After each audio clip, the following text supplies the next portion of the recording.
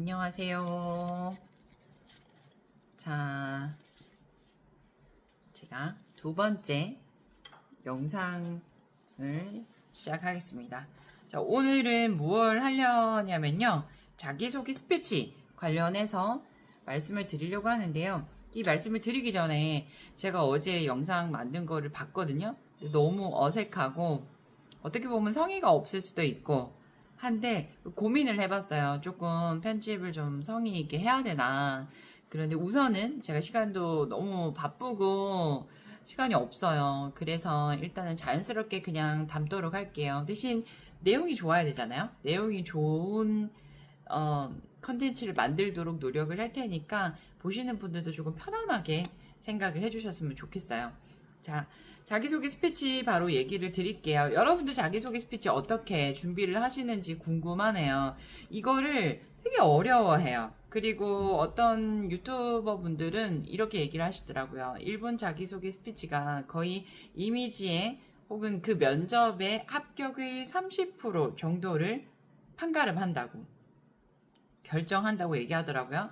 저 같은 경우는 거의 반을 판가름한다고 생각을 하는 편입니다. 왜냐하면 1분 자기소개 같은 경우는 내가 어떤 이미지인지, 그리고 어떤 성향인지, 그리고 어떤 일을 해왔는지, 그리고 어떤 사람인지, 어떻게 일할 사람인지, 이 모든 것들이 다 나와요.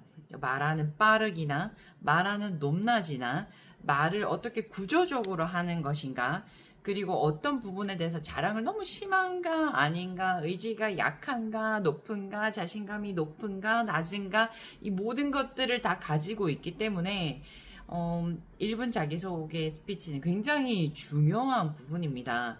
그런데 오늘 제가 수업한 친구가 이제 면접을 앞두고 있어요. 그래서 자기소개 스피치를 해보라고 했더니, 기업의 캐릭터를 비유해서 자기를 표현하는 자기소개를 했어요.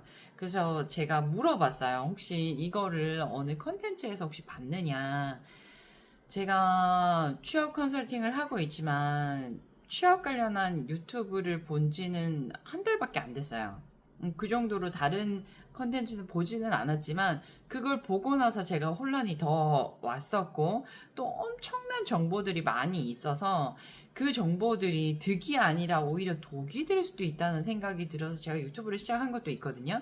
이게 아니나 다를까 그 친구도 유튜브를 통해서 이제 기업의 캐릭터, 지원하는 기업의 캐릭터를 인용을 해서 자기소개 스피치를 했고, 그리고 합격을 했던 후기를 봤다고 하더라고요.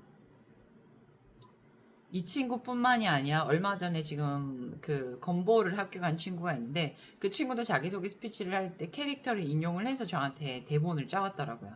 그런데 저는 이 그 캐릭터를 인용을 해서 자기소개 스피치를 하라고 한 거는 10년 전쯤에 제안을 드렸던 거예요. 그때는 유튜브 자체가 없었잖아요.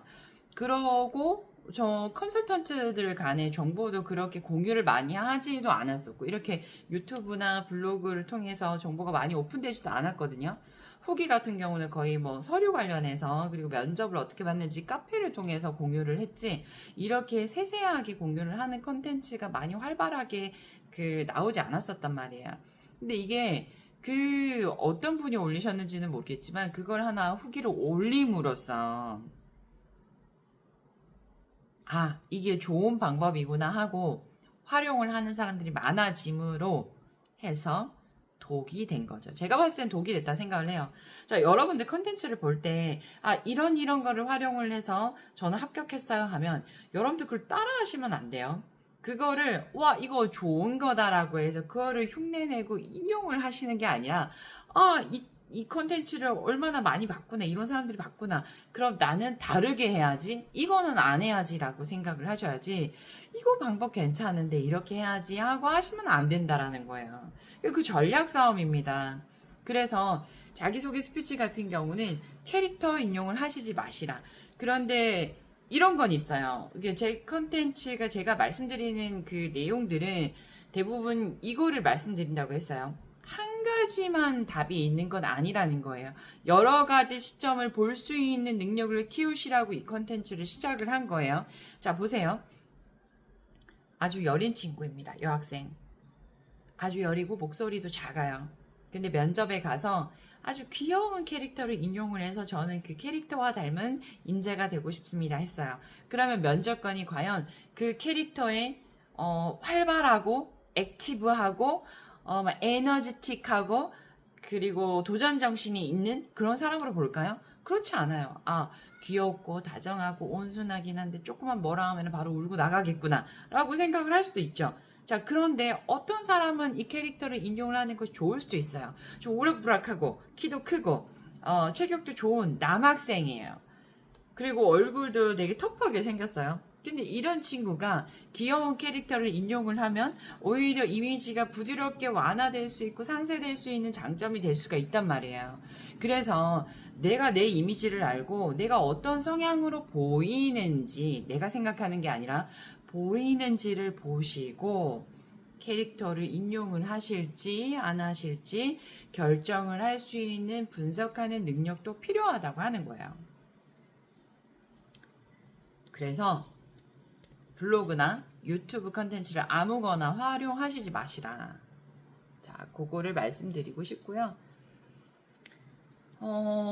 그 다음에 한 가지를 더 추가로 말씀드릴 부분은 자기소개할 때 여러분들은 어떤 컨셉으로 가시는지 좀 궁금해요. 예를 들어서, 밝은, 이렇게 잘 웃는 사람, 혹은, 진중한 사람, 내가 면접에 이렇게 성의를 다하고 진지하게 임하겠다, 진심으로 임하겠다는 컨셉.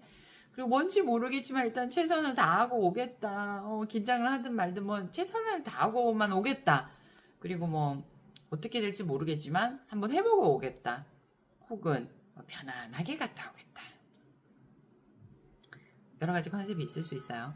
보통은 사실은 컨셉이 없습니다. 그냥 가셔요. 그냥 가시고 내가 준비한 거에 대해서 최선을 다해서 말하고 와야 되겠다라고 생각을 하고 그렇게 하시는 분들이 많아요.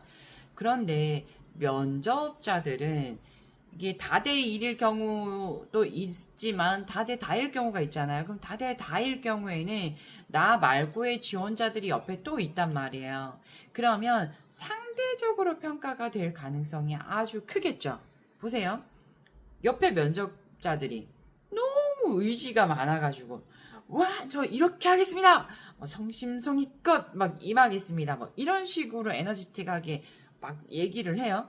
근데 또 한 명이 그러면 그 옆에도 또 그렇게 나올 수도 있거든요. 그러면 나도 똑같이 해야 되냐? 그렇진 않아요. 옆에가 너무 튀면 나는 조금 완급 조절을 하면서 가야 되겠죠. 그런데 앞에 말하는 지원자들이 목소리도 작고 의지도 좀 없어 보이고 말도 더듬거리고 마무리를 잘 못하는 친구들이 있으면 저 차례가 왔을 때는 내 차례가 왔을 때는 좀 씩씩하게 나가야 되겠죠. 그러니까 상대적인 기준인 거예요.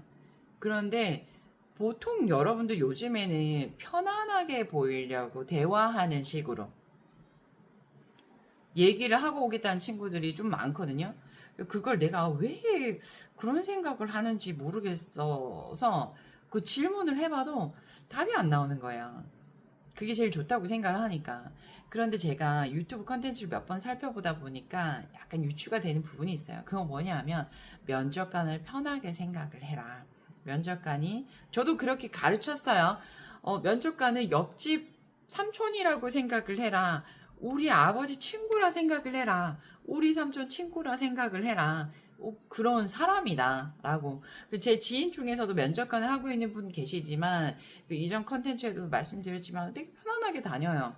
그런데 편안하게 상대방을 면접관을 호의적으로 좋게 바라보는 것과 나 스스로 면접자가 편안하게 하는 거는 굉장히 다른 부분이에요, 여러분. 이해가 되시는지 모르겠어요. 이해 안 되시는 분은 댓글로 질문하세요. 자, 나는 상대방을 호의적으로 편안하게 생각을 하지만 내 태도와 말은 편안하게 하면 안 된다는 거예요. 여러분들 의자 딱 기대가지고 저는 이랬고 이랬고 이랬습니다. 그랬어요. 뭐 이런 식으로 얘기할 거 아니잖아요.